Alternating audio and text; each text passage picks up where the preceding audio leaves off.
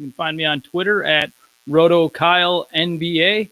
And I am joined tonight by, or I guess this morning, a nobody.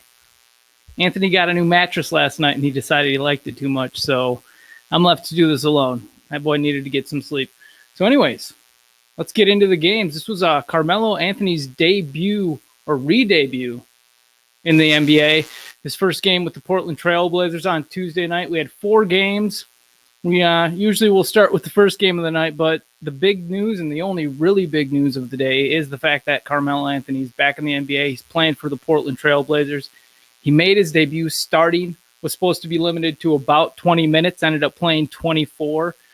I'm usually a super negative guy when it comes to talking about Carmelo Anthony because I think that he has an ego that he just can't escape.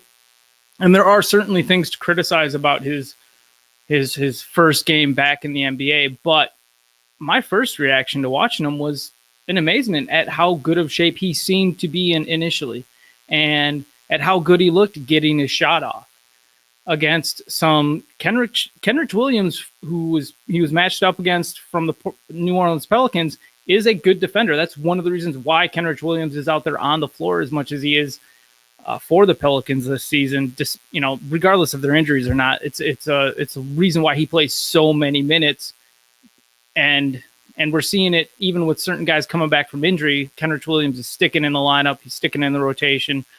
He's sticking in the starting lineup over certain guys who we might have thought would have played there over him earlier in the season or coming into the season. Anyways, with Carmelo, he looked decent. He made some good cuts. There's one situation where he set a pick for C.J. McCollum and then made a really nice roll to the rack, had a very good layup, hit a great mid-range shot, but overall he finished just 4 of 14 from the field, 2 of 3 from three-point land, finished with 5 turnovers, 5 personal fouls in his 24 minutes, only scored 10 points overall. And an important contextual thing about this, too, beyond the fact that Carmelo is obviously getting himself into game shape, getting himself into a rhythm, getting himself confident and comfortable again to be playing in the NBA, we should be understanding of that. We should look at what Carmelo did tonight and say, hey, that's pretty darn good for someone who hasn't played in over a year. But ultimately, is this going to lead to winning basketball for the Portland Trail Blazers? Damian Lillard was out this night, so that's an important contextual thing to take into account for this game. But that opened up some shots for Carmelo. That opened up a wider berth for him to try to have a good game, to try to show up against a New Orleans Pelicans team that has been struggling through injuries, and that's caused a lot of adversity for them. So yeah, I don't know. It's hard to see this Carmelo Anthony signing ultimately for the Trailblazers as anything more than a desperation play, as they've had injuries and they're looking for something to help pick them up, help them get back into the playoff conversation. They're just 5-10 right now.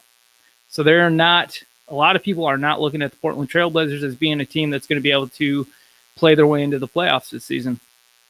Obviously, you don't want to count out Damian Lillard this early in the regular season. They could go on a huge run, and this Trailblazers team isn't afraid to make trades either. So we've been expecting a C.J. McCollum trade, and by we, I mean the general NBA community has kind of looked at the Trailblazers, looked at the fact that they had these 2 smaller guards starting in their backcourt, and they thought, I think we've all thought, if they're going to trade somebody, it's probably C.J. McCollum, and he's an all-star level talent. He should be able to bring back something big. He should be able to bring back potentially like a Blake Griffin type player, but that's going to take some salary finagling and things like that. But yeah, it's kind of sad to see the Trailblazers struggling so much, but also we probably don't need to hang too much on that. Anthony Simons, an interesting thing from this game. He's a second-year player who's getting an opportunity to play a little bit more in this game. He got a spot start with Damian Lillard out, ended up getting 36 minutes, 4 of 13 from the field, 3 of 5 from three-point land, finished with 13 points, 3 rebounds, 4 assists. Not a great game, but you love that he got that run and those minutes. It's going to be hard for Anthony Simons, who's more of a scorer, not necessarily a facilitator, to step in, try to be in that facilitation role, sharing it with the other players, also to try to integrate Carmelo Anthony into the team on the night that he's Simons is getting his first spot start of the season, and it's not like we've seen Anthony Simons get a lot of spot starts in his career because Damian Lillard's typically a very healthy player, as well as CJ McCollum. Other things to look at from this game from the Trailblazers side, Nasir Little was starting at power forward for the Blazers over the last few games as they got sick of trying to look at Mario Hezonja and they got sick of trying to look at Anthony Tolliver as their starting power forward. Those were the first two guys they took in there and said, okay, once Zach Collins was ruled out for several months with his shoulder injury, they looked at the other options on their team. And when they finally said, okay, we're going to turn to the rookie, Nasir Little, and try to play him as one of our forwards every night, that's when they started to also look outside the team and start to entertain the idea of bringing in Carmelo Anthony. And that all, as we've learned over the last couple of days, materialized very quickly. It was just essentially Carmelo explained on his YouTube video that the Trailblazers got in contact with him. It was over the course of about 24 hours. They decided, okay, we're gonna come to an agreement on a contract. And then Carmelo essentially said to him, give me just 3 or 4 days to get my mind right, to try to get my body a little bit more right, to get in the mode, to turn the switch on so that I'm ready to play in the NBA. So, as you know, I give Carmelo a lot of flack for his, what I think is a huge ego, but at least he's somewhat open in regards to sharing his thoughts, even if I think they are almost pointed too inward all the time. Regardless, I guess let's talk. So Nasir Little's the interesting thing to talk about here because he put up his first double-double of his career, 12 points, 11 rebounds, 1 assist, 1 steal, 2 blocks, 2 3-pointers, 5 of 6 from the field. We don't really expect Nasir Little to be a bulk stat contributor. He's somebody right now who's mostly a 3-and-D wing. Yes, he can attack a little bit, but you're just not expecting these bulk stats that he put up in just 23 minutes off the bench on Tuesday night. A lot of people see this game, and they as much as you want to hate on Carmelo, they brought him in. They're going to give Carmelo a really good look to see if he can help them win, to see what happens over the next several weeks. And yeah, it's possible it all blows up. And in a month and a half, Carmelo's not on this team, and maybe he impressed another team enough to give him a different try. Who knows what happens? But it's a veteran minimum contract, so there's no risk here for the Trailblazers as far as that goes. And with Nasir Little, he's their rookie. They've got control over him for several years going forward. It's not a thing where they really need to force the issue with him. But if they do, the Trailblazers don't want to lose. They don't want to be a lottery team. They plan on being in the playoffs. They plan on trying to go deep in the playoffs. And they still have some hope from that. Eventually, they will get Zach Collins back later this season. Eventually, they will get Yusuf Nurkic back probably later this season. That's still the expectation. So this team could get very good very quick if they get healthy later. And really what Carmelo Anthony will hopefully allow them to do, what Nasir Little stepping up may allow them to do, even if it's off the bench in this bigger role only, it's going to hopefully allow them to tread water. If Damian Lillard's back spasms were just a one-game thing to get him a little bit of rest, get him healthy, hopefully this is going to, having another offensive weapon in Carmelo Anthony and now having a perceived defensive weapon in Nasir Little, hopefully this is going to give them what they need to make a run going forward. But they did not look good with Damian Lillard out on Tuesday night. From the New Orleans Pelicans side of things, some very positive moments here for them on Tuesday night. Brandon Ingram was back after sitting out the previous 4 games with a sore knee. We still had Derek Favors sitting out. We still had Josh Hart sitting out. We still had Jahlil Okafor and Lonzo Ball sitting out. So still a lot of guys missing from this Pelicans rotation that would normally be there. And that saw them lean into some players who maybe won't be a big part of the rotation for the whole part of the season, though those players had really nice games. Kenrich Williams had a season-high 13 rebounds. Nicolo Melli played 27 minutes off the bench and had a great game, 14 points, 6 rebounds, 4 assists, 3 steals. Very nice all-around game from Melli there. It'll be interesting to see if Kenrich Williams, who's been filling in as that starting power forward, if there will become a fight for minutes between Melli and Kenrich Williams and maybe some of the front court guys, because another player who's showing up in that front court with Derek Favors being out and Okafor being out has been the rookie Jackson Hayes. Now, he only played 21 minutes tonight, but he got another spot start at center, put up 9 points, 7 rebounds, 2 steals, 3 blocks. He's looked really good. He's a big body. He's blocking shots. He's athletic. He's out there working hard.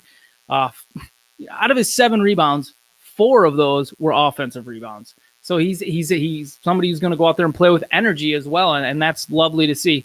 When this Pelicans team gets Lonzo Ball back, it would be very intriguing if they do decide to just bring Derek Favors off the bench to try to keep him healthier in a more limited role and maybe allow him to dominate there, because Jackson Hayes is a nice guy to have in there, running the fast break, getting out with a guy like Lonzo Ball who likes to throw the ball up the court. And then you also have other ball handlers on this team who are already out there too and can just get out on the run, whether that's Drew Holiday, Brandon Ingram, and then Zion Williams when he eventually comes back, and that'll end up kicking Kenrich Williams out of the starting lineup. A lot of interesting things going on with this team. Frank Jackson was back in action after missing the previous game with a neck issue. He played 19 minutes off the bench, put up 9 points, 2 rebounds. Frank Jackson and Nickeil Alexander-Walker are kind of fighting for bench guard minutes right now, bench wing minutes, but ultimately we're probably going to see Frank Jackson get those more as the team gets healthy. When Josh Hart returns, there's a good chance we're going to see Nickeil Alexander-Walker maybe pushed out of the rotation. Etuan Moore is probably going to be pushed back out of the rotation. JJ Redick, who's been starting with Lonzo Ball out, with Josh Hart out, he might get pushed back out of the starting lineup, and he's been playing great there. So that's going to be another interesting thing to watch. Ultimately, do we end up seeing Lonzo Ball get pushed to a bench role because of how good this pairing of Drew Holiday and JJ Redick are working? I mean, it was pretty bizarre to open the season, and I know it has to do with some of the push towards the Pelicans being more of a looking towards the future team than it is them being somebody who is trying to win right now. But when they signed JJ Redick, when they got Derek Favors, it made you feel like, okay, despite the fact that they have a bunch of younger guys, the younger guys that they do have are about ready to break out. They're about ready to be legitimate, no question lock starters in this NBA, and people who are contributing nightly, not like still struggling to find their way, find their groove in the NBA. Lonzo Ball is ready to be that guy, one of those guys. Brandon Ingram's shown that he's ready to be one of those guys. When Zion Williams comes back healthy, hopefully comes back healthy, we already know he's going to be one of those guys who dominates on the court. So it's been a little bit frustrating to see the Pelicans struggle so early as they try to mix in certain guys who maybe are good potential guys to try to develop, like a Josh Hart. But I don't know if Josh Hart is actually a good player in net positive. I don't know if Josh Hart's defense, despite the fact that this guy seems to play hard, I like his energy out there on the court. I like that he's always got kind of a positive attitude out there on the court. But I don't know if Josh Hart's offensive game paired with his defensive liabilities actually makes him a net positive, where you know what you're going to get out of JJ Redick. And Josh Hart's not the same offensive player that JJ Redick is. He's not going to get for one thing, he's not going to work off the ball as well. He's not going to command the attention for defenses that a JJ Redick will. So it was a bit bizarre to see some of the extended rotation stuff that we were seeing early to open this season for the Pelicans, when it came at the expense of certain players like JJ Redick actually getting enough run to be able to produce. And also just the fact that, wouldn't you want JJ Redick, a guy who's going to command so much attention on defense on the perimeter, the best perimeter scorer you have on your team? Don't you want him out there to help stretch things out so that when you have a cutter like Brandon Ingram, when you have somebody who likes to put the ball on the floor and go to the rack like Drew Holiday, when you have these other players out there when you have a Zion Williamson who pushes into the paint all the time, don't you want a JJ Redick out there? It kind of blew my mind to open the season that we were seeing JJ Redick used in such a small or reduced role, when he seems like one of those. It's not to say that he's the all-star on the team, but he might be the most important piece to making them competitive nightly, just because he's that threat that other teams know they can't let get away at any time. Otherwise, he's going to score on them, or likely will. Obviously, everybody has a bad night. All right, this was a lot to talk about that game, but hey, Carmelo Anthony's back in the NBA, so we had to give a good chat about it.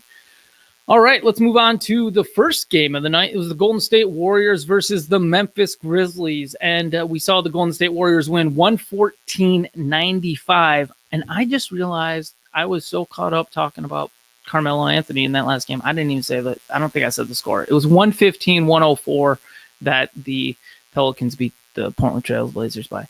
Thank you for dealing with me stumbling a little bit on my own tonight. I appreciate your patience. All right, this Golden State Warriors Memphis Grizzlies game. Some interesting things from it.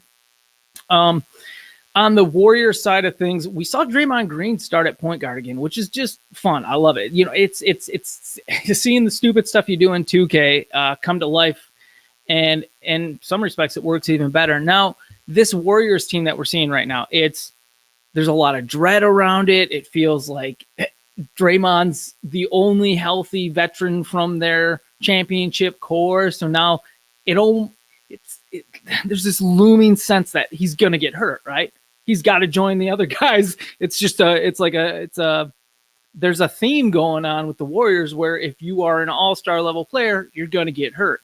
Well, with Draymond Green, he took another hard tumble. Kai Bowman, actually, the lubricator fell on him while they were underneath one of the baskets, and Draymond Green landed awkwardly on his right elbow. He was laying on the ground for a little while, and he was showing his pain. So he must have bruised it pretty badly, but the team just put a sleeve on him on the bench, ended up sending him back out there. So it seems like he's just got a contusion, and he should be able to keep going, moving forward.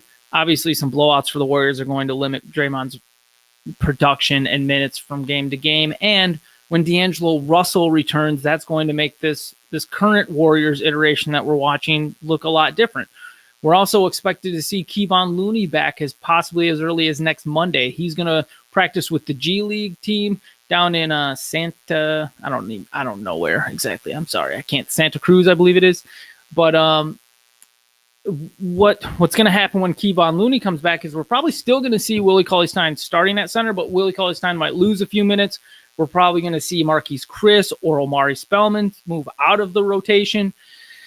But I don't know if they'll move completely out of the rotation because, again, this Warriors team is just 3-12. They're focused on developing a lot of their guys right now, even if they're deluding themselves into trying to think that they can find a way to be competitive. I hope they can.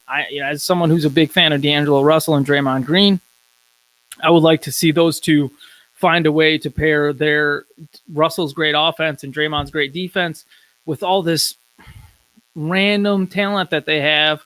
Whether it's Eric Paschall, who started again for the Warriors, put up 17 points, 5 rebounds, 3 assists, 1 block in just 24 minutes.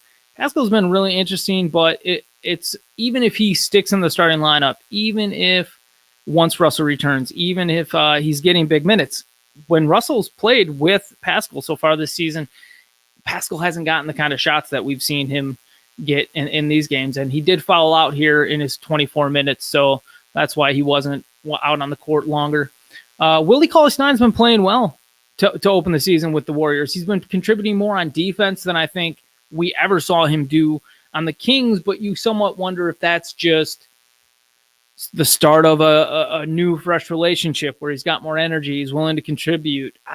It's bizarre. Willie Cauley-Stein's always seemed like an aloof player to me, and I've never really looked at him as someone who you would expect to be on a winning team or in a winning organization. Yet maybe I've been too crude in my evaluation of him because I used to always make all of these excuses for DeMarcus Cousins when he was with the Kings, talking about how trash the organization was.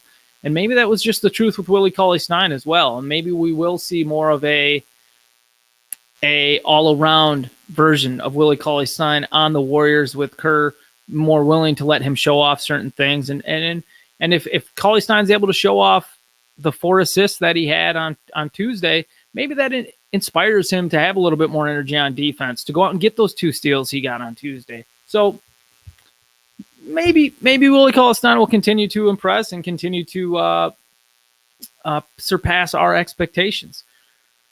Alec Burks scored a season-high 29 points, had 5 turnovers, though. 8 rebounds, 2 assists, 1 steal, 1 block, 2 of 5 from three-point land, 9 of 9 from the free throw line. I've always thought of Alec Burks as like a modern-day Corey Getty in one respect because he would get to the free throw line, and in another respect because he's always injured. But what we're seeing right now with Russell being out is that Alec Burks is starting. He's getting a lot of shots. He's getting a lot of opportunity, and it looks good. He's been playing really well.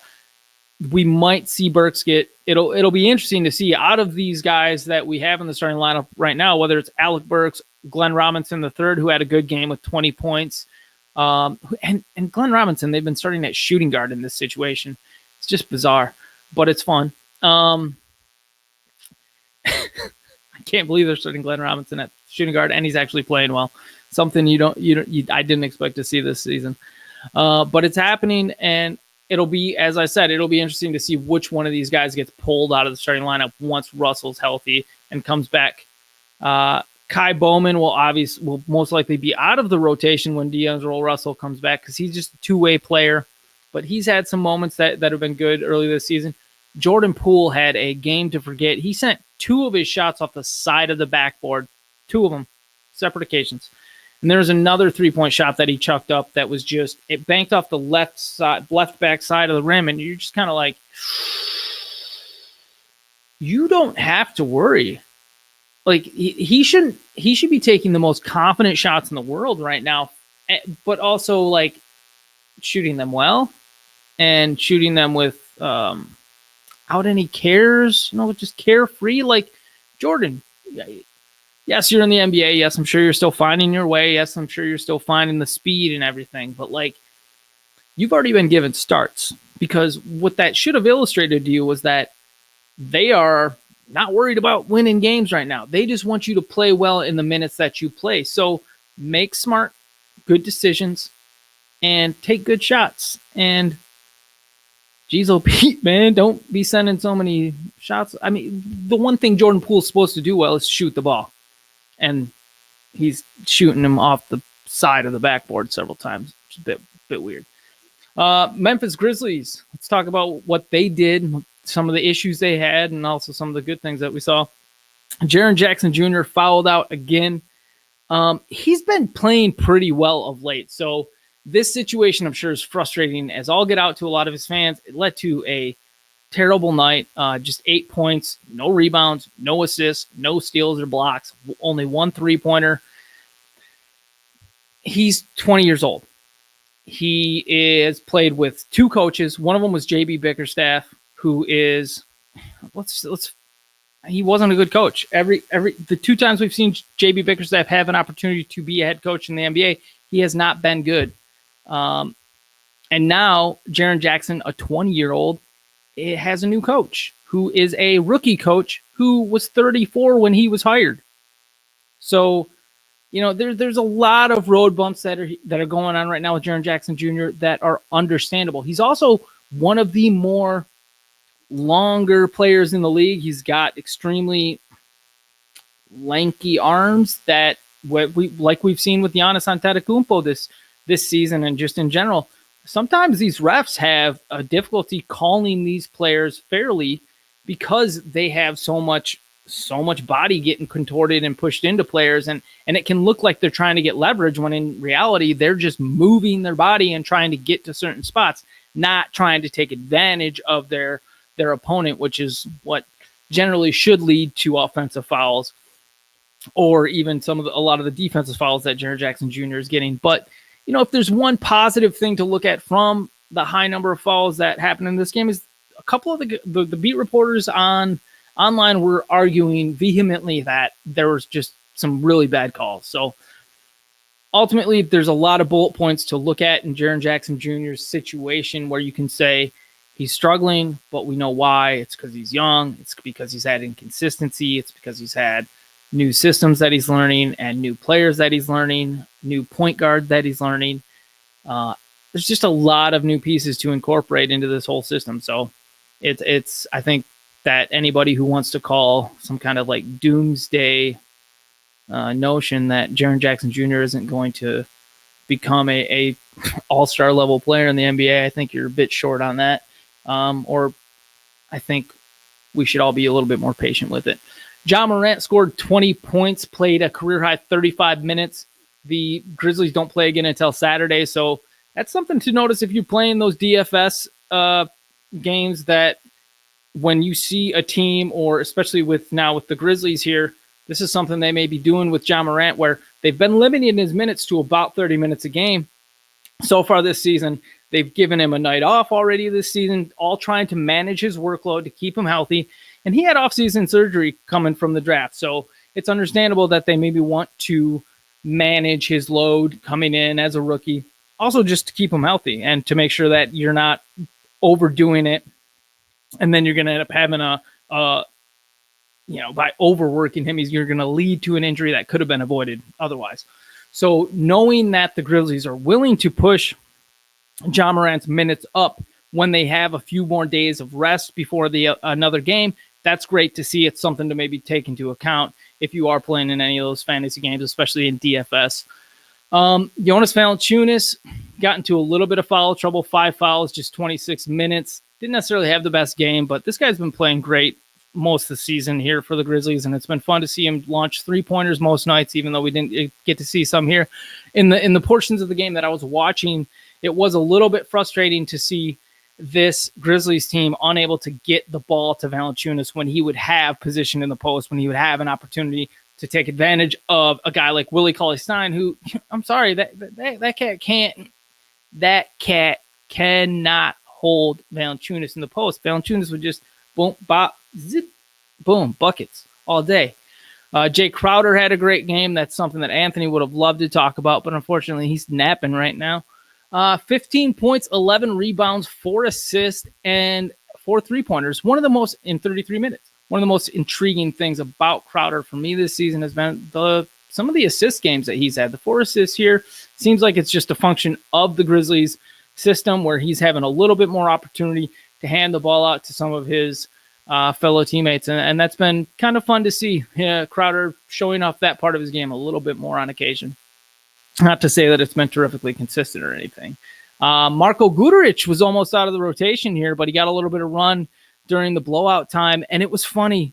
I give Guduric a lot of crap in some of my other work, working at Basketball Monster. I do, at the end of the night, I go through all the box scores and I write up notes about any players who have anything unique or fantasy relevant that needs to be said about them.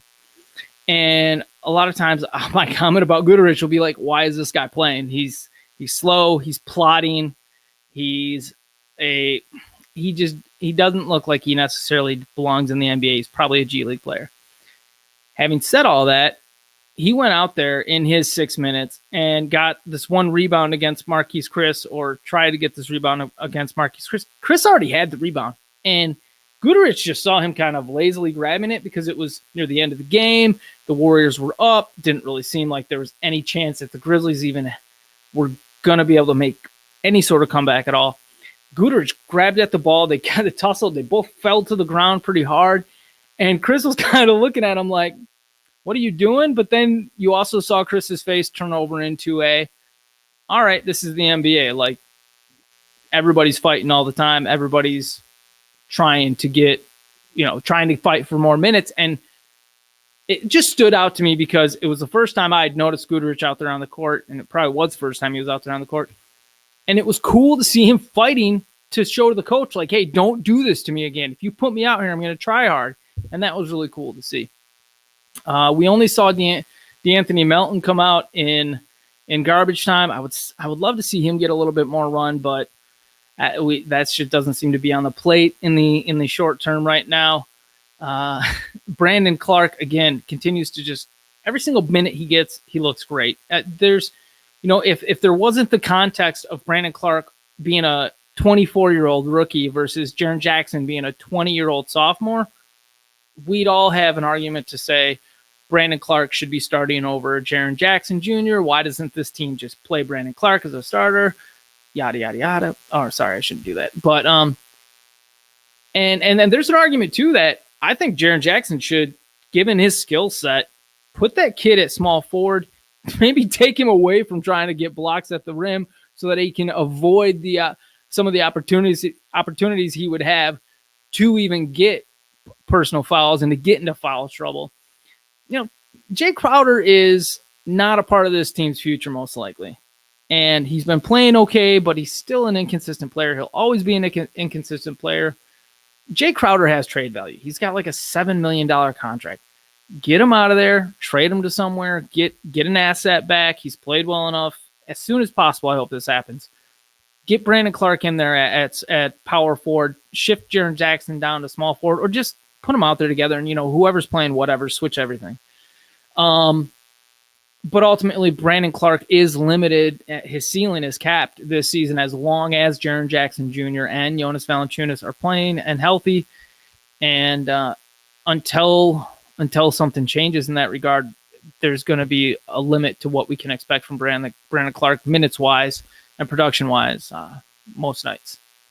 All right. That was a lot of stuff about that game that I'm pretty sure most people didn't care about. Let's get into it from the perspective that it was the Golden State Warriors and Memphis Grizzlies. But another game of, I don't know, are they good teams? Maybe good teams. The Phoenix Suns and Sacramento Kings. The Kings pulled this one out, 120-116.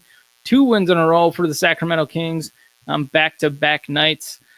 So let's start with them. Richaun Holmes, their starting center, put up a career-high 15 rebounds. He got 20 points as well. 1 steal, 2 blocks in 34 minutes. It'll be interesting to see what happens with Richaun Holmes once Marvin Bagley returns. He's expected to be back pretty soon. He's been traveling. He's going to be traveling with the team here. And it'll, but we don't know exactly when he's going to play. It's probably sometime in the next 5 or 6 games, I'd expect we see Bagley back in action. And when that happens, do they keep Nemanja Bjelica in the starting lineup at power forward and put Bagley at center, or do they keep Richaun Holmes in the starting lineup at center and put Nemanja Bjelica back to the bench with Bagley starting at power forward? That's probably what will happen, but it'll be interesting to see if something else is on the plate, because Bjelica's been playing really good. He stretches the floor. It's not going to give you the same kind of energy and defensive fortitude, rebounding that you're going to get from Holmes, and that's not really something that Bagley offers either. So I don't know if I think Bjelica is most likely going to be the one sent back to a more limited bench role, although he may end up stealing what limited minutes Dedmon's been getting as the backup center as well. And Harry Giles simply will not be in the rotation once Bagley gets back, most likely anyways.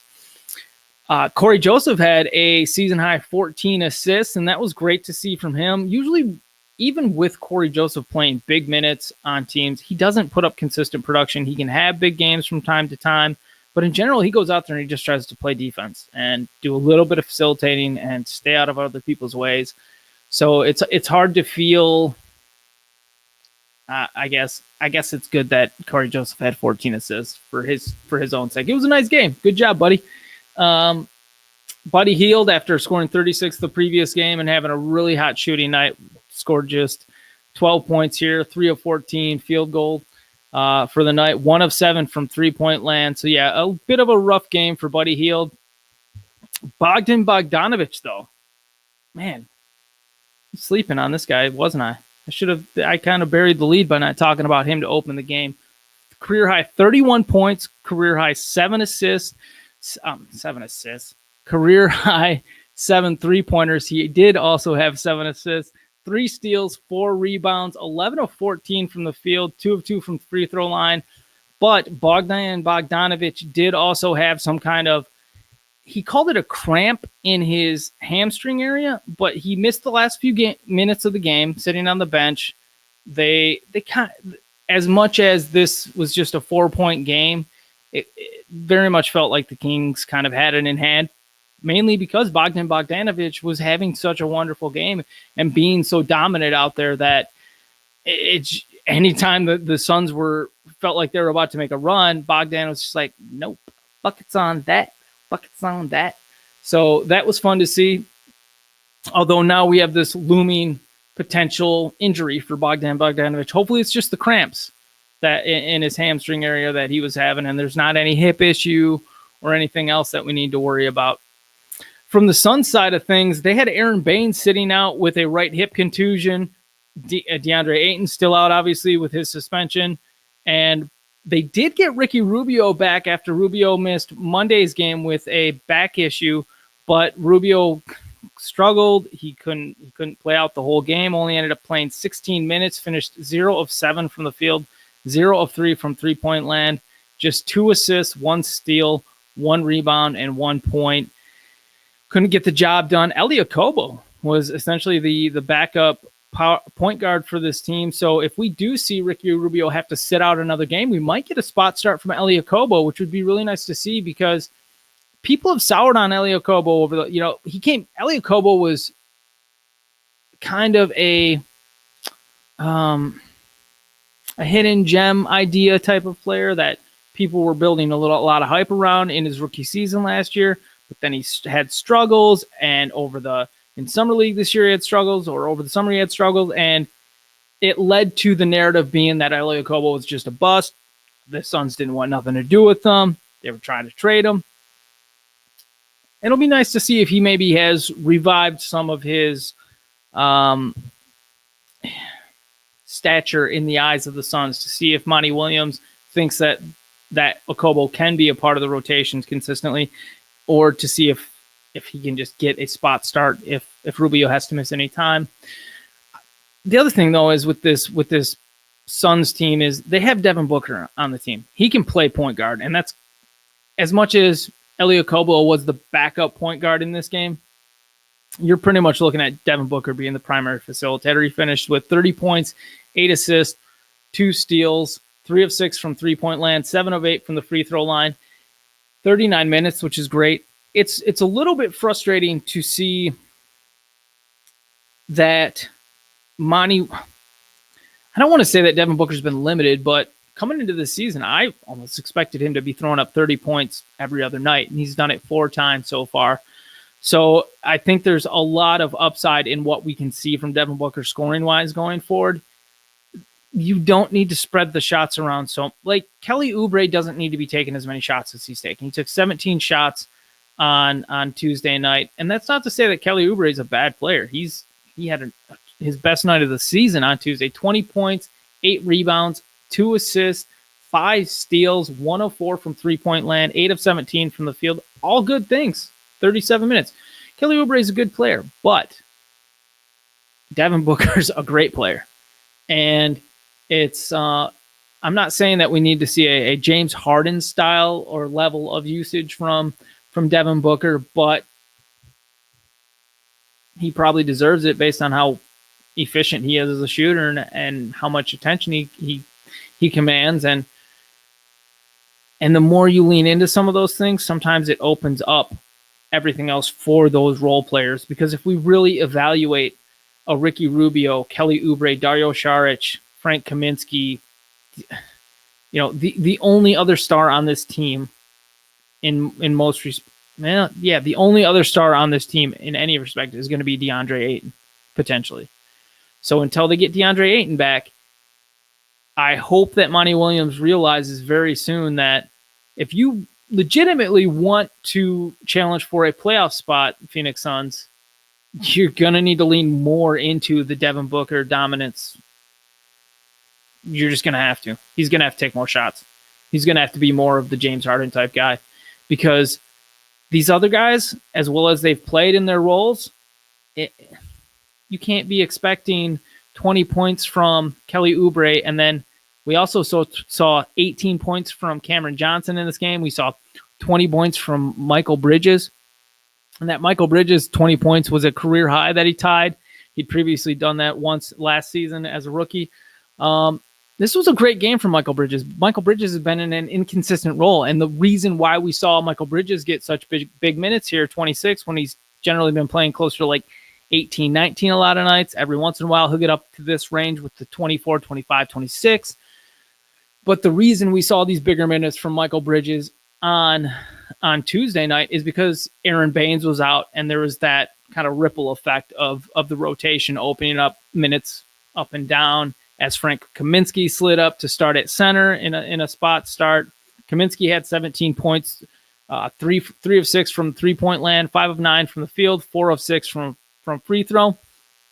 Kaminsky has his good things. He can shoot the ball. He's a big man who can shoot the ball, but he's such a negative on defense that it hurts. Dario Saric, who's the starting power forward, I'm starting to feel like this team just needs to lean into Michael Bridges, as they need to go maybe small at power forward a lot of nights. If you end up playing against one of those bigger teams like the Lakers or the Pacers, cool. Throw in Dario Saric, throw in Frank Kaminsky. But most nights you should probably just be throwing out Michael Bridges and with Kelly Oubre on those forward spots and put them in the corners. You're going to get way better defense on the perimeter from guys like Michael Bridges from a guy like Michael Bridges than you will from a guy like Dario Saric. So maybe the Dario Saric experiment is over for the Suns. Maybe he would be better coming off the bench for them, because ultimately Dario Saric is a guy who should be kind of a point forward type player. He should be a little bit of a facilitator. You should at least be doing some dribble handoff stuff with him out top. And it's going to be easier to find those looks for Dario Saric off the bench if he's not playing with Devin Booker and Ricky Rubio. So maybe that's something to consider going forward, especially once DeAndre Ayton returns. Cameron Johnson had that 18 points I mentioned earlier, 4 3-pointers, 4 of 9 from 3-point land, 7 of 13 from the field, 4 rebounds, 2 assists, 1 steal, 1 block. Great game from the rookie Cameron Johnson. He's a shooter. I don't know if we can count on him to continue to provide consistent defensive stats, but at least he's showing up on offense, and that's what he was drafted to do. That's why James Johnson went out there and signed him drafted him so high, is because he saw somebody who was a knockdown shooter, even though he was an older player coming into the NBA. All right, that's about it from the Sacramento Kings and Phoenix Suns game. Let's look at the final game of the night, just on this 4-game docket, and then we'll get into previewing tomorrow's games really quick. Oklahoma City versus the Los Angeles Lakers. The Lakers won 112-107. From the Oklahoma City Thunder side of things, we had Hamidou Diallo sitting out again, and that didn't really do much other than open up a little bit of bench run for other players, or maybe open up more minutes for Dennis Schroeder off the bench. Schroeder had a season high, 31 points, 4 rebounds, 1 assist in 30 minutes, 3 of 7 from the 3-point land, 12 of 20 from the field. Great game from Dennis Schroeder, but it's one of those situations where, why is this guy on this roster when you also have Chris Paul, when you also have Shai Gilgeous-Alexander? Hopefully by the end of the season, the Thunder have cleared their decks a lot better than what they've been able to do so far. I mean, they're playing the slow game, and that makes sense. It's not like the Thunder are expected to make the playoffs this season. They haven't won a game on the road all season yet. They're 0-6 on the road, 5 of 9 on the season. We saw a pretty good game from Danilo Gallinari, 25 points, 6 rebounds, 1 assist, 2 of 5 from 3-point land, 7 of 11 from the field, 9 of 11 from the free throw line, which is great, because that's what Danilo Gallinari typically does, is he gets to the line a lot, hits them at a good clip. So very nice night from him there. Steven Adams has been struggling, and it's almost looking like we're starting to get more and more of a timeshare between Adams and Noel. I don't know if, the last couple seasons we saw Billy Donovan lean into giving Steven Adams huge minutes. He uses, this big plotting center who's not going to stretch the floor, not necessarily going to block a lot of shots either, but he's out there setting great screens and boxing out so that Russell Westbrook could get the rebounds in the past. And now with the Thunder focused on the future, they've tampered down Adams' minutes a bit this season, but I don't know if that's solely because Coach Billy Donovan is limiting all of his veterans' minutes, because in general, we only see Chris Paul and Danilo Gallinari and Steven Adams play about 30 minutes most nights. Every once in a while, they'll climb over that. But in general, it's been about 30 minutes, whereas Shai Gilgeous-Alexander, who's the player of their future, their core of the future, Shai Gilgeous is playing close to 36 minutes every night, unless there's a foul issue or something else. So, and in this game, we did see Shai Gilgeous struggle with his shot again, 5 of 16 from the field, but he was 2 of 6 from 3-point land, 4 of 4 from the line, and as well as getting 5 rebounds, 1 steal, 1 block. The most important thing here, though, is the 4 assists that Shai Gilgeous-Alexander got. For whatever reason, the Thunder are just not running him as a facilitator, and it's bonkers. And it's all because Schroeder's on the team. It's almost doesn't even have to do anything with Chris Paul, because Chris Paul had 10 assists on this night. He struggled with his shot. Chris Paul did, but just 4 points, 5 rebounds. Did have 4 steals, second game in a row with 4 steals for Chris Paul. 1 of 7 from the field, but he had 10 assists. This was a season high in assists for Chris Paul, which is bizarre, right? Chris Paul's usually getting close to that or averaging 10 assists a game in his career. But nope, not this year. He's in more of a scoring, and it's the Schroeder effect. It's so bizarre that Billy Donovan would devise a system that limits the amount of facilitation that Chris Paul and Shai Gilgeous-Alexander are getting, all because you're going to have the ball in Dennis Schroeder's hands more. And I get it. Dennis Schroeder had a good game. He scored 31 points. Shouldn't have the opportunity to do that, in my mind. All right, from the Los Angeles Lakers side of things, there's Anthony Davis had a good game. Sorry. These guys are good. They're playing great. They are 12-2 on the season, 8-1 at home right now. Anthony Davis had a couple of down games in a relative fashion in regards to not scoring as much as you would typically see, but he bounced back in a nice way here on Tuesday night. 34 points, 7 rebounds. His rebounds have been down this season, which is bizarre in that he's not commanding them, but understandable in that he's playing with LeBron, and LeBron gets rebounds. And they also, the Lakers have made a point by having JaVale McGee, by having Dwight Howard out there as much as they are, to limit the amount of minutes at center that Davis is getting. I just don't think that many of us expected the drop in rebounds to be so stark. And in some respects, I would think that we will see Anthony Davis improve his rebound numbers as we go on and things move forward. He also had 4 assists, 4 steals, 2 blocks, 3 of 5 from 3-point land. Love to see that. 13 of 24 overall from the field, 5 of 6 from the free throw line. Played 37 minutes. I do love that Frank Vogel gives Anthony Davis and LeBron James big minutes when they need to, and most nights just big minutes, because both these guys do play with the understanding that they're building their statistical numbers up for historical purposes to pass certain other players and such.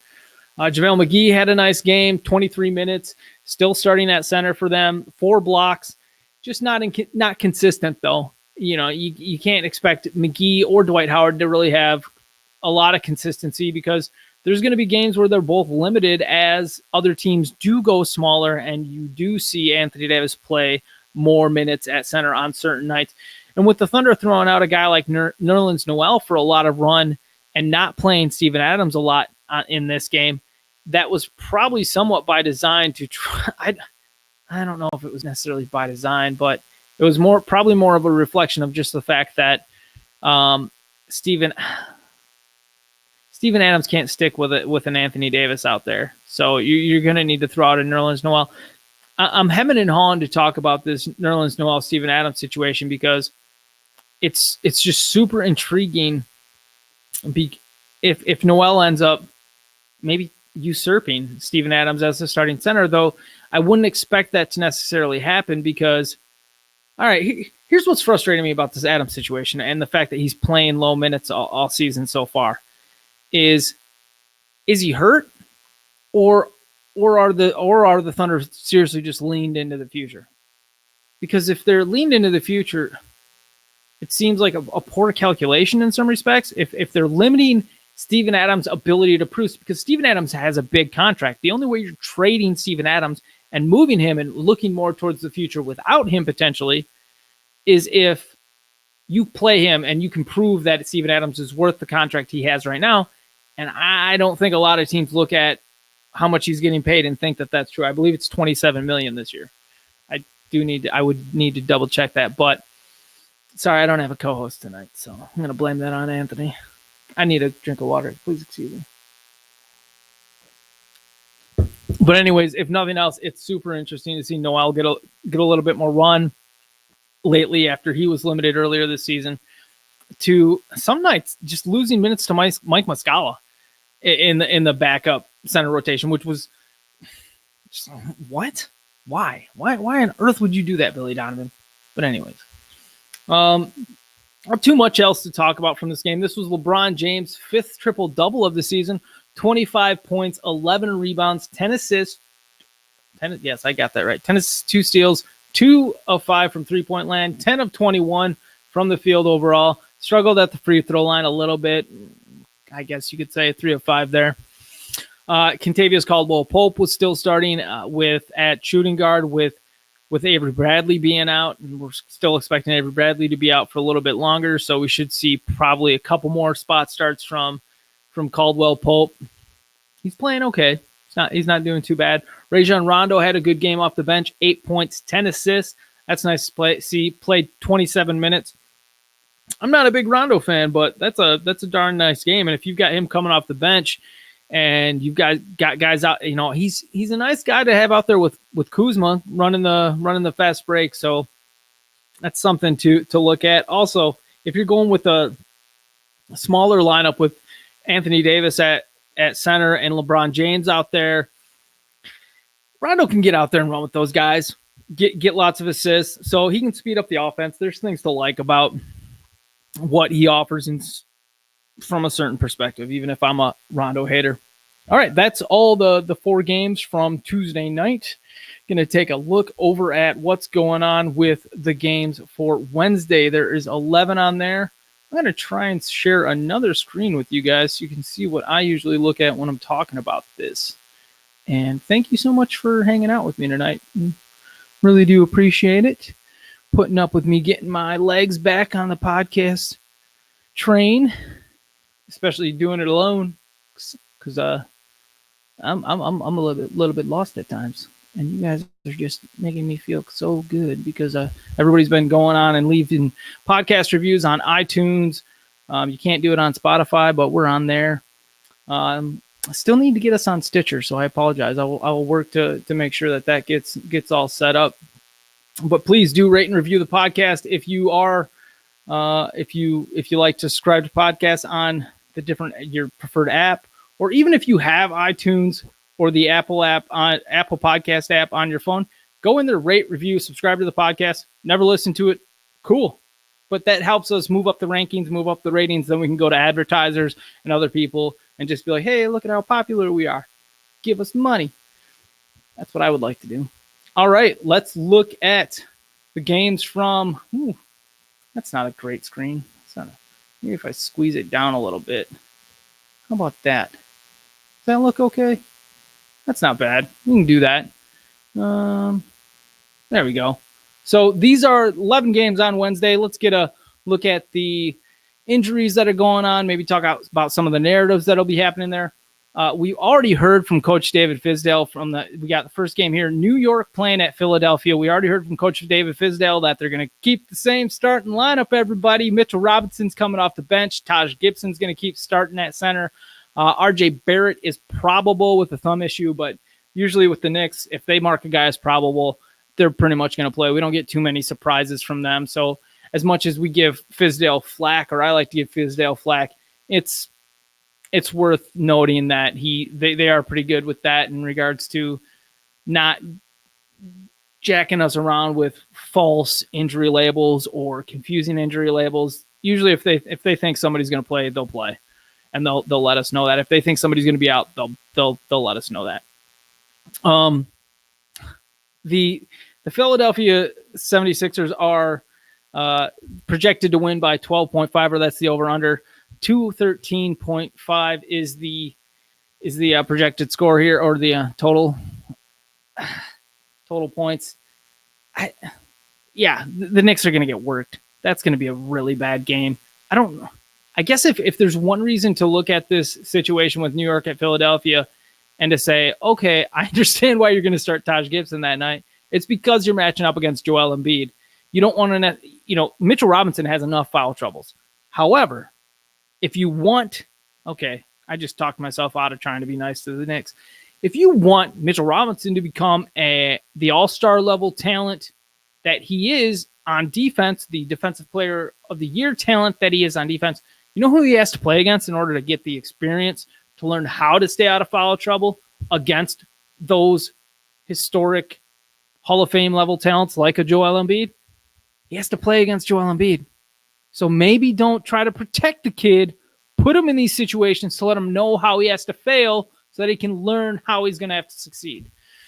All right, next game, San Antonio Spurs at the Washington Wizards. Derek White's going to be out with foot soreness, and maybe that explains why he fell down in the last game randomly a couple times. In particular, one time, which there was no contact, and he just let Luka Doncic. Well, he didn't let Luka Doncic run to the hoop. It's just when you fall down, you can't really play defense on your butt. So that's what happened to Derek White there. Jan Mahinmi remains out with his Achilles issue. Even when Jan Mahinmi's healthy, he's not going to be in the rotation for this Wizards team. They've got Thomas Bryant and Mo Wagner eating up all the center minutes. That's not going. None of those are going to Jan Mahinmi. Not at all. Won't happen. If it does, I'll put a pie in my face on this with pleasure. Jordan McRae is questionable with an illness. The Spurs have been so bad this season. And I've been calling for them to change their starting lineup. But this would be like the dumbest game for them to change their starting lineup because Thomas Bryant and LaMarcus Aldridge are a good matchup. And Trey Lyles is a good matchup against Rui Hachimura. So maybe if Popovich wants to make some changes for this game,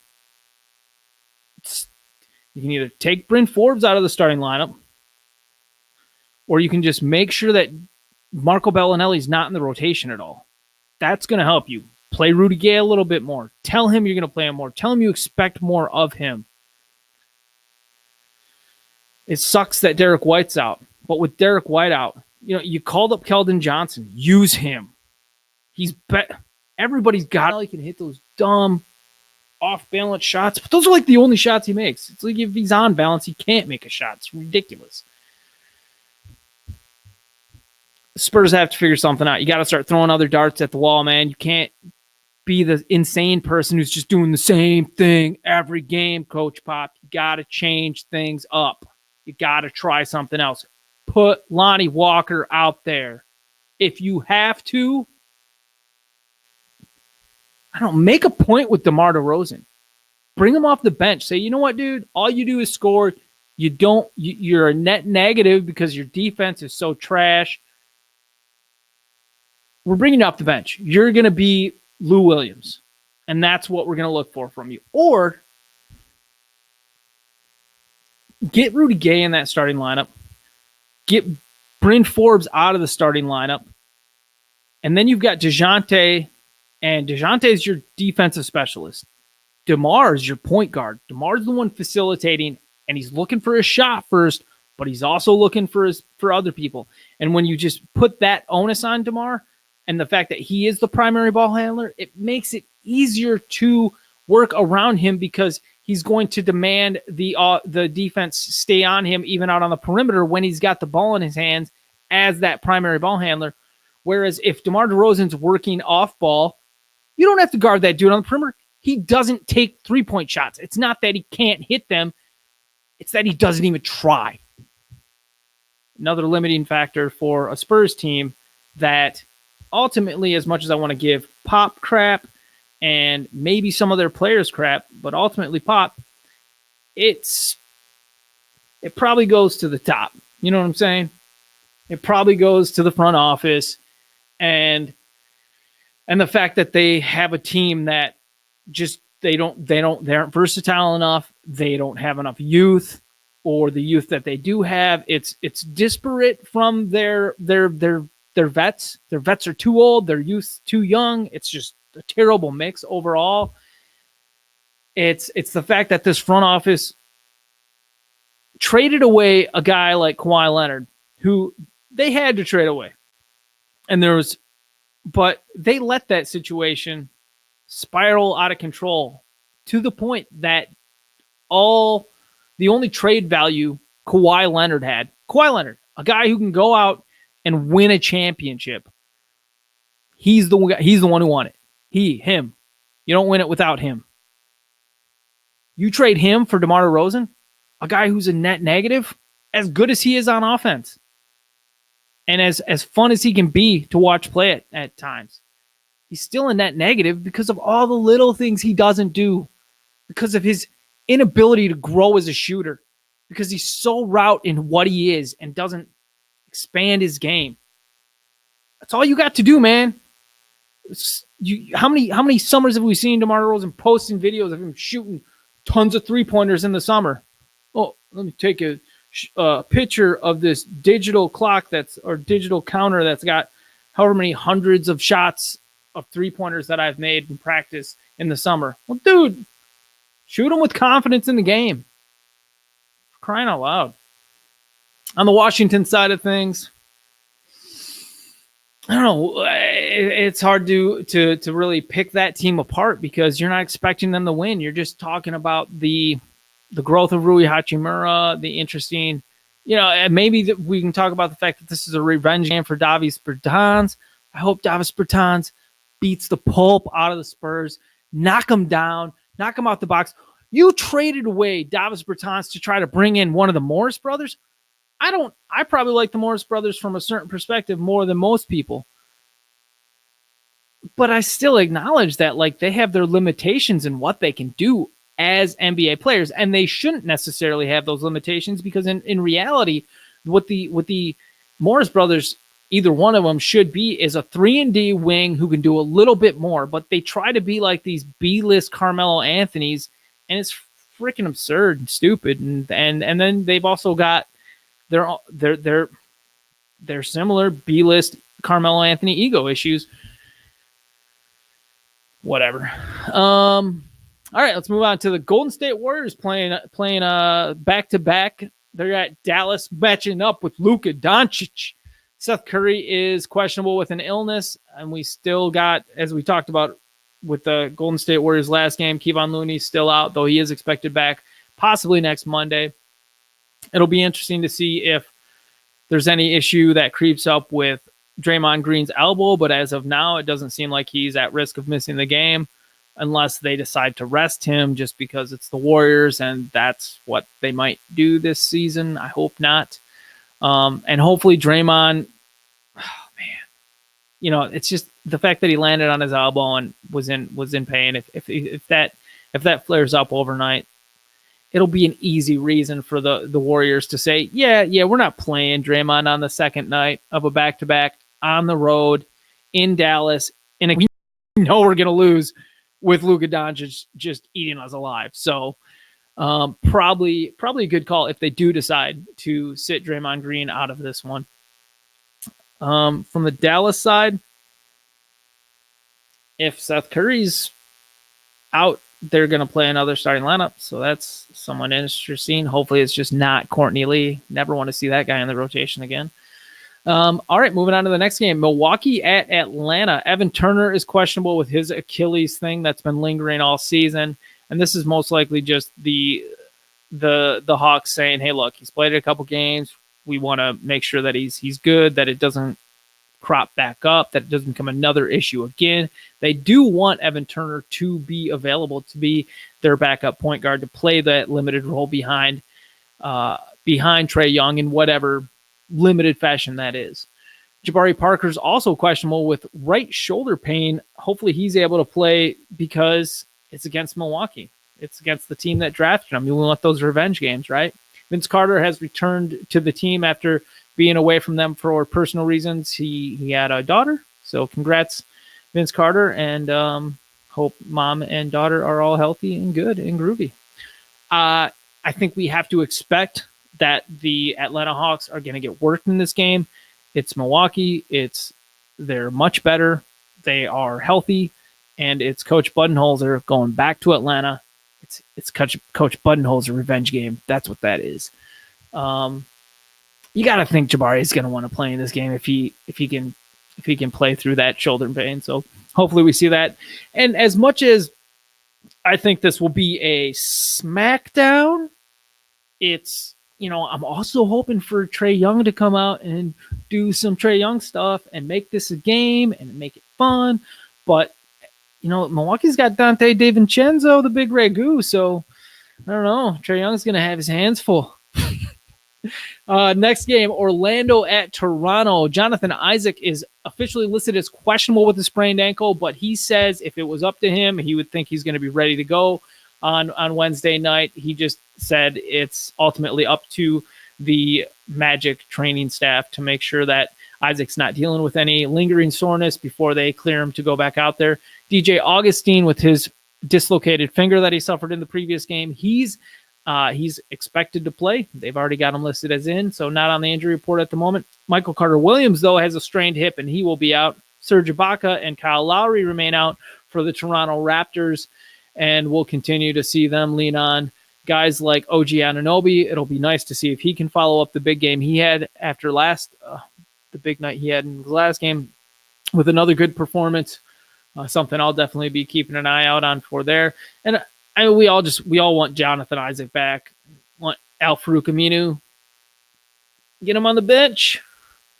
Isaac's the funnest player to watch on the Raptors or on the Magic and playing against the Raptors. You would love to see him go toe to toe with Pascal Siakam, OG Anunoby.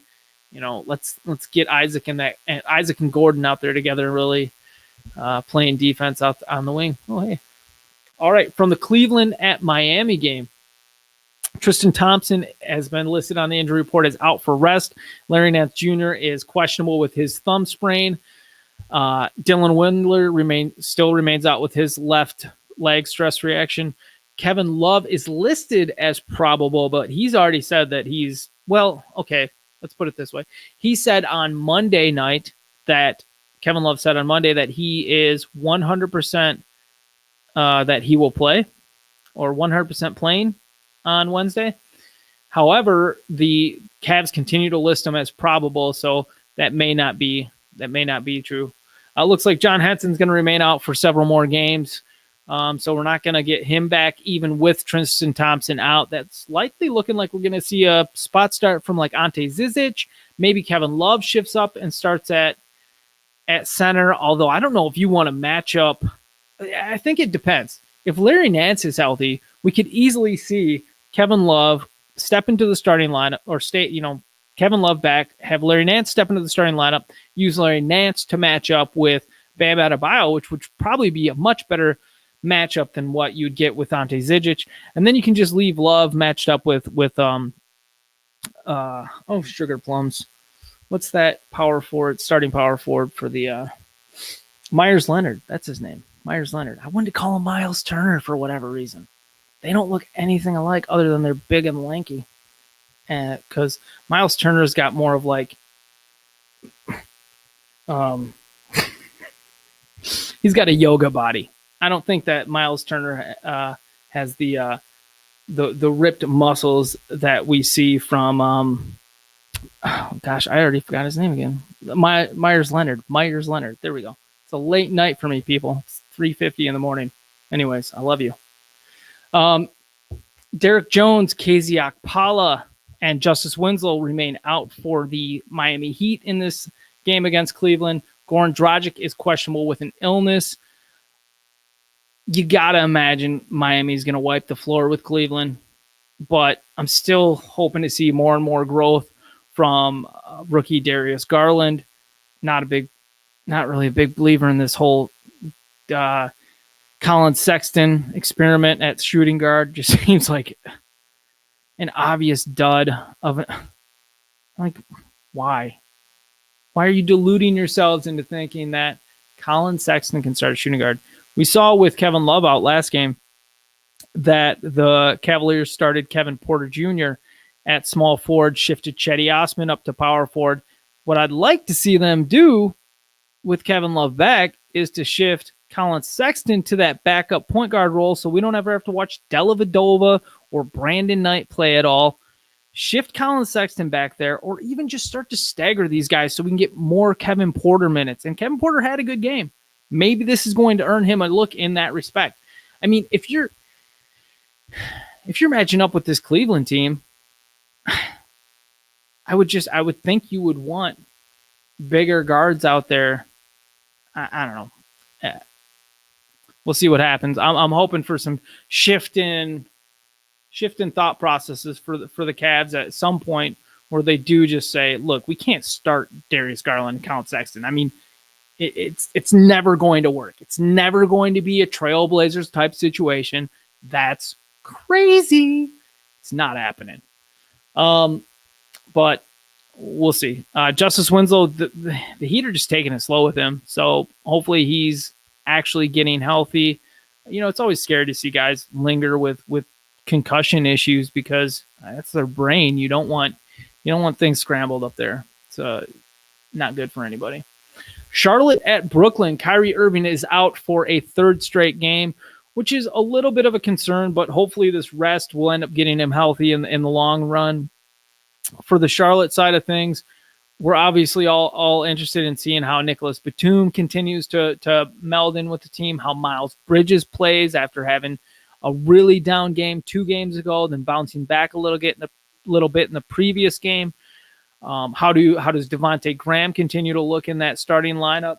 Does Dwayne Bacon get back into the rotation at all? Does Malik Monk have another good game after being down, having a bit of a struggle in the previous one? All good things to keep watching. From Brooklyn, do we see more Nick Claxton, especially against Charlotte?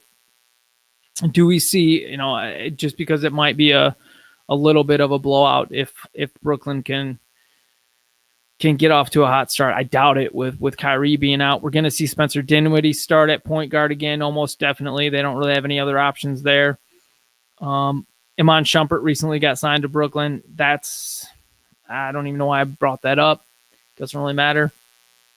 You would maybe against Charlotte, it'll be interesting to see. I would think Jared Allen would start again, or continue to start, but it's possible against Cody Zeller that we see a DeAndre Jordan matchup start for this game. Maybe. Taurean Prince can probably match up with PJ Washington at power forward, so I don't expect us to really see a change in guard there. But man, I'm not the biggest Taurean Prince fan, and I don't know why. Kenny Atkinson, who has in the past been willing to change his starting lineup for matchup reasons, I don't know why he's so tied to Taurean Prince as the starting power forward for this team. It's just kind of stupid to me. Taurean Prince is a good rotation player, or an adequate rotation player.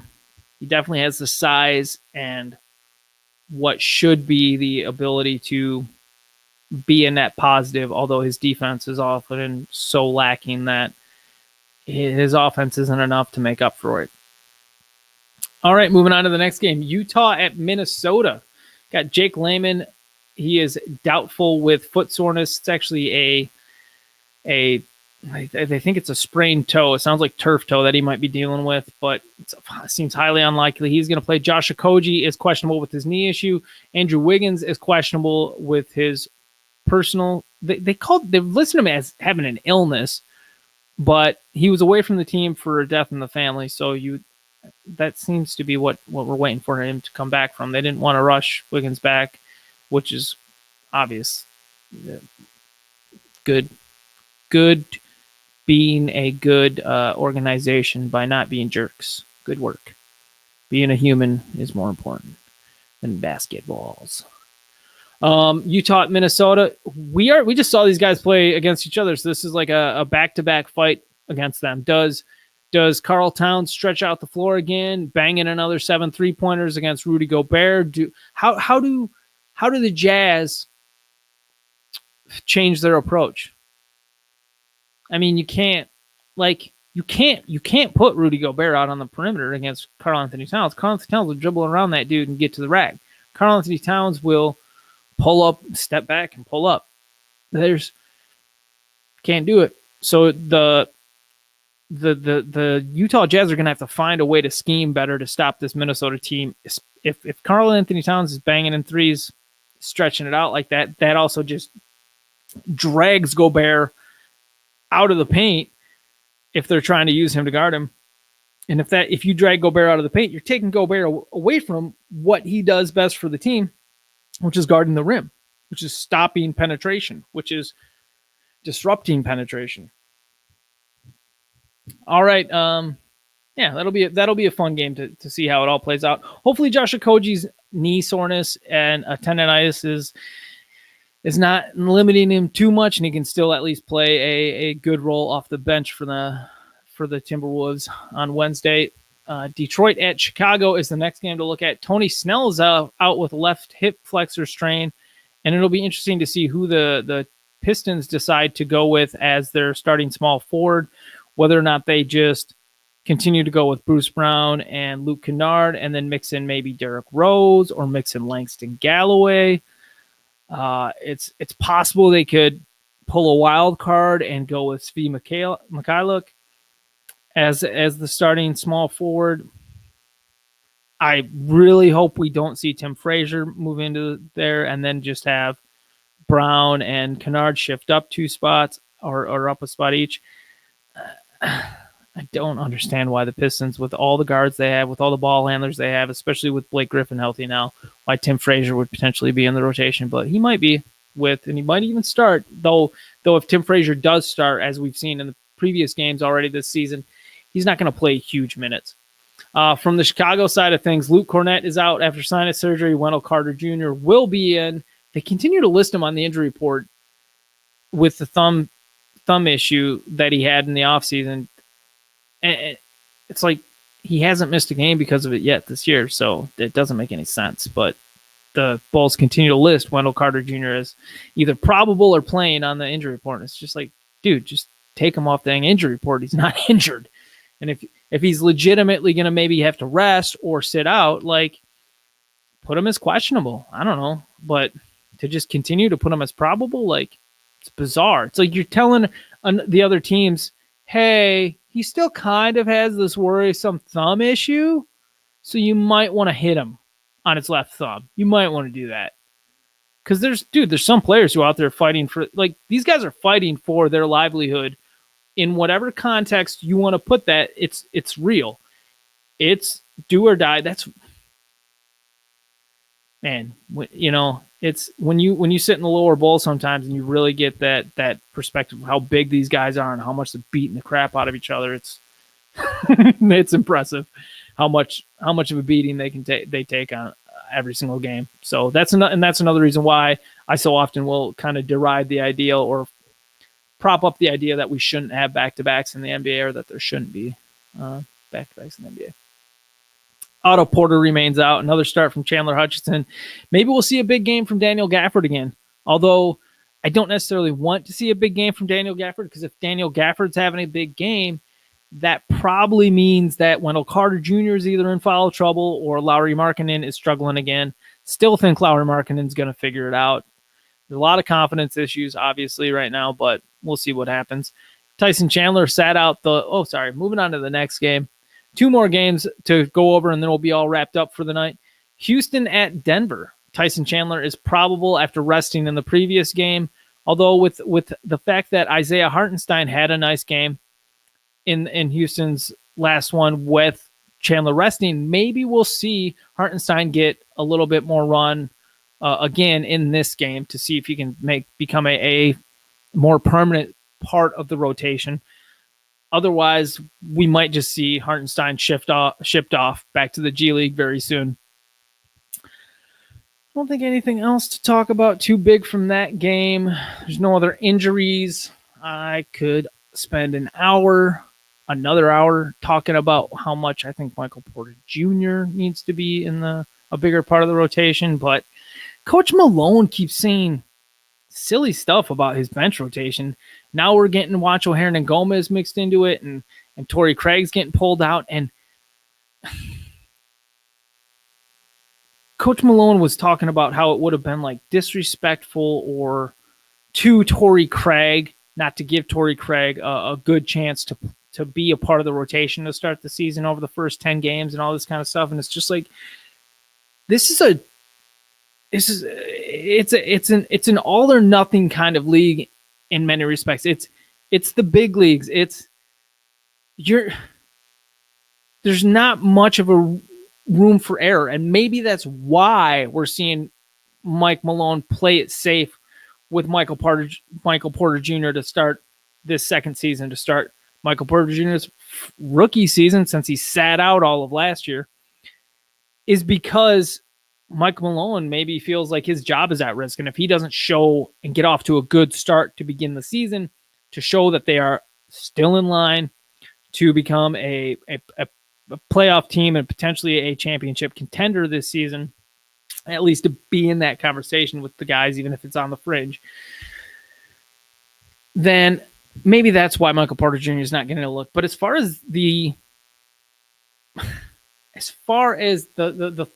Nuggets not having Michael Porter Jr. in the rotation, as far as not having him starting over Will Barton, I just think it's extremely short-sighted, and it lacks an understanding of the fact that Michael Porter Jr. was an injured guy who already missed a whole season. You only have so many years with this player, and what if, beyond the fact that, what if Michael Porter Jr. gets hurt in a practice? What if Michael Porter Jr. gets hurt doing something stupid and random like we sometimes see with players, whether it's falling in the shower or doing, John Wall reportedly tore his Achilles in the shower, for crying out loud. Like, what? What if Jokic gets hurt? What if Jamal Murray gets hurt? You have your whole team healthy right now. Put Michael Porter Jr. in there. You know that is your highest potential lineup. The only way you become a true championship contender is if you add Michael Porter Jr. to the mix and he becomes what you think Michael Porter Jr. can become. If you don't put him in the mix and then you lose out on an opportunity to see how he plays with these guys because somebody else gets hurt, like, this is it, man. You have an opportunity now to get a look at this, to get data, to see how it's going to work, to understand what you may need to go out and get around those three. Maybe Gary Harris isn't the fit. Maybe Will Barton's the guy you should be starting at shooting guard. Maybe you should trade Gary Harris. You're not going to find these things out unless you put Michael Porter Jr. in the starting lineup, in the position he's supposed to be playing, which in this situation should be small forward, since you're starting Paul Millsap at power forward. But ultimately, if you want to build the best team up and down, starting lineup and bench, highest potential, looking towards the future, still fighting for the present, bring Millsap off the bench, bring Will Barton off the bench, get them in a bench unit where they're decimating people. Mason Plumlee has his place in the league. He has his place in the rotation conditionally against certain teams. Mason Plumlee does not need to be a part of this rotation every night. When you have a guy like Jeremy Grant off the bench, when you have a guy like Paul Millsap in that front court rotation, ultimately we should probably see a starting lineup of Jamal Murray, Gary Harris, Michael Porter Jr., I almost made a big mistake and said Torrey Craig. Torrey Craig should not be in the rotation. And Jeremy Grant. You start Jeremy Grant and Michael Porter on the wings. You want Michael Porter. Sorry, I said this, I think last night, but you want Michael Porter Jr. going up against LeBron. Why? To see what LeBron does, to learn what it takes, to see how those guys look, to see how these other all-stars, these other, highest level, highest echelon of the NBA type players. That's what Michael Porter Jr. could be if he's healthy, if his talent rises to the expectations or the level that you can see is bubbling underneath the surface with him as a shooter. I mean, there's, as much as I deride Carmelo Anthony, he was, historically a great shooter and a great scorer in the NBA. There's a lot about Michael Porter Jr.'s fluid game out there as a big guy that looks very much like Carmelo Anthony. If you can get him in at that young spot, get him worked in with your guys, continue to build. I mean, you don't get a lot of practice days in the NBA. Your practice is, Kawhi said it last year. He says, the games are my practice. I thought that sounded stupid last year, but when you really go through and you look and you see how few practices these teams have every season, the games, regular season is practice for these guys. Because all that really matters is those crap ton of games you're going to play in the playoffs. You get there, and then that's what matters. But 16 teams make it to the playoffs, man. You're going to make the playoffs, Denver. But the only way you win the playoffs, the only way you win a championship is if Michael Porter plays out. Also, if Michael Porter's not going to play out, if that's not going to be the guy for you, find out. Because guess what? Find out while he's healthy, too. Because then you can trade him. You can't trade him when he's hurt. There's so many different angles at this that lead to, we know what Will Barton is. We know what all these other guys are. Why isn't Michael Porter Jr. in the starting lineup at small forward so we can properly evaluate what we are as an organization, so we can properly evaluate the player, the commodities that we have, and then move forward whichever way we need to move. But right now, they're in stasis lock. We already know what all the guys they have do and don't do and how valuable it is. We know that. We know where their peak is right now. Okay? Unless Fat Jokic takes another jump. Unless Jamal Murray becomes less inconsistent and starts to become a big, he is 6'5". He's bigger than Steph Curry, a bigger version of Steph Curry. But you need Jamal Murray to take better shots. You need Jamal Murray to play more consistently. Final game to talk about from Wednesday night, Boston at the Clippers. Marcus Smart is probable with sprained ankle. He sprained his ankle in the previous game against the Suns. Looked pretty bad, but the only angle I really saw of it was from far away. So, I mean, it's not necessarily a good way to evaluate this from the upper deck. But Kawhi Leonard is listed as questionable with his knee issue, his knee contusion. Who knows what it is? Maybe it's just rest. You would hope that Kawhi would want to play against Boston if that's what the situation is. If it's just Kawhi deciding when and who he wants to play against, you would hope Kawhi wants to play against Boston at home. At home for the Clippers, play against Boston. It's a bigger game, and we'll see. This Kawhi situation's super frustrating, whether you're a fan or not. From the Boston side of things, we still got Gordon Hayward out, so we're just looking forward to Jason Tatum, Jaylen Brown continuing to play expanded roles. And then maybe we get some good games out of some of their bench guys. I think one of the funner things about Boston is we are seeing Jaylen Brown play so well. Tatum is a guy who's still developing and learning how to make his game good and consistent from contest to contest. Kemba Walker's been awesome. That's a lot of fun to watch. Hopefully Marcus Smart's healthy, because if Marcus Smart's healthy, Boston has a chance just because of how much chaos he causes with other teams' superstars on defense. But if Marcus Smart's not playing, this game's going to get brutal. I think it is anyways. Man, it'll be... You got to imagine that Robert Williams is going to get a decent amount of minutes against Montrezl Harrell off the bench is one thing to consider, because Daniel Tice and Enes Kanter really aren't great matchups there.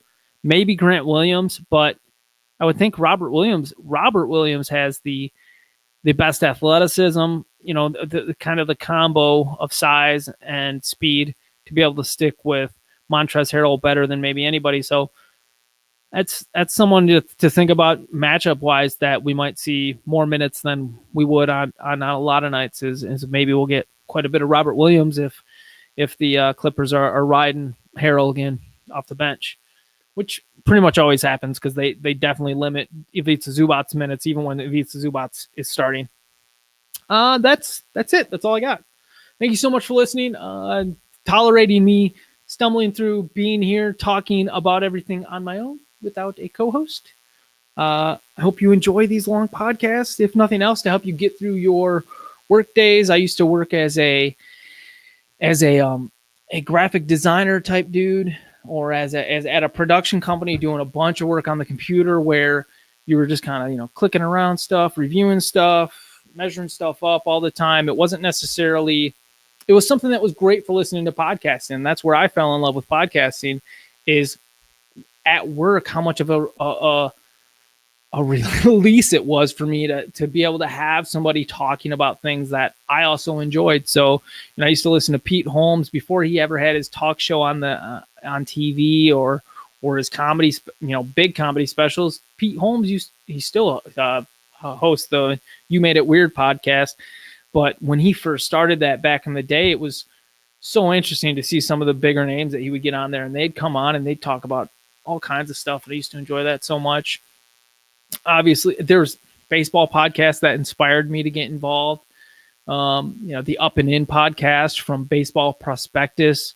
I can't even remember the names of the guys that did that. I think Jason Park and another guy who ended up working for the Houston Astros, which hopefully he wasn't one of the guys that was part of their whole stealing signs stuff and cheating. I mean, just I'm all for gamesmanship and, grabbing wrists and doing stupid stuff to try to get away with fouls in the NBA. But if you're not familiar, even if you're not a baseball fan, if you're not familiar with, I'm sure everybody's familiar. If you're a sports fan, you probably saw something on Twitter about the Houston Rockets stealing signs, but they had a whole setup that was just ridiculous and obvious once you see the evidence. And it's kind of sad that a professional sports organization playing a game with set rules about what's allowed and what's not. It's one thing if your second baseman is sitting there staring at, and this was a point my brother Shannon, Roto Shannon on Twitter. He works for RotoWire. He does the RotoWire fantasy basketball podcast on at least one day a week. So with Alex Barutha and Ken Kreitz. So that's anyways, my brother and I, we were talking about it, and he was kind of giving me this. He's like, yeah, it's one thing if the second baseman is looking in and he has the good enough eyesight to see what signs are being called, and he's or I'm sorry, not second base, but if you have somebody standing on second base and they can see what the catcher's signs thrown up and whatnot, that's just part of the game. That's a natural position that the player's in. I can see that. If you can't hide it, that's cool. This is gamesmanship, right? But to use technology the way that the Houston Astros were using technology to look in, see the signs. They had a setup in the back of the dugout where they had a laptop set up and they're watching the game. Or they had a special camera set up to watch it.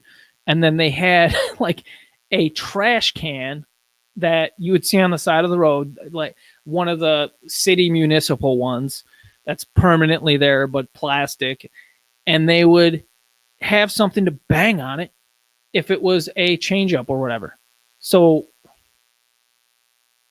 it's just stupid that they would do that. And it's going to be interesting to see what happens. Because, from the NCAA, we always see them punish teams for dumb stuff like players getting money, poor players getting money to live their life or to get through college or whatever, things that nobody cares about. Who cares if a booster that's rich is going to be like, hey kid, if you play for my alma mater's basketball team, I'm going to help you get through college. All right. I'm going to give you a car to use, which is, if it's a lease and they don't get to keep it, isn't a big deal at all. It's just like getting a car to borrow. Oh, but it happens to be really nice. Who cares? It's a gift from somebody who appreciates the talent of that person. Some of this stuff just doesn't matter. And the fact that the NCAA for so long would self-punish themselves and then take away teams and afterwards they would take away awards. It's what are you doing? Why are you why are you giving yourself negative press? Unless it was one of those things where it's like all press is good press, and I'm just naive. But it always created this like corruption idea with the NCAA, or the idea that there were people that were constantly trying to break the rules, when it's like, no. Your rules are the problem. You have dumb rules, and it's all about controlling your monopoly and putting your thumb on people, and get a job. Okay, NCAA, get a job. Find something else to do that's actually useful. That's like the NBA with having a crappy league pass set or set of apps all over the place, and just, something that they should have fixed a long time ago. It's like, stop worrying about dumb stuff like guys taking PEDs that, like, if you didn't test for it, we'd never know. And ultimately, it doesn't really matter. Because, like, whatever. In my opinion, it don't matter. I don't care.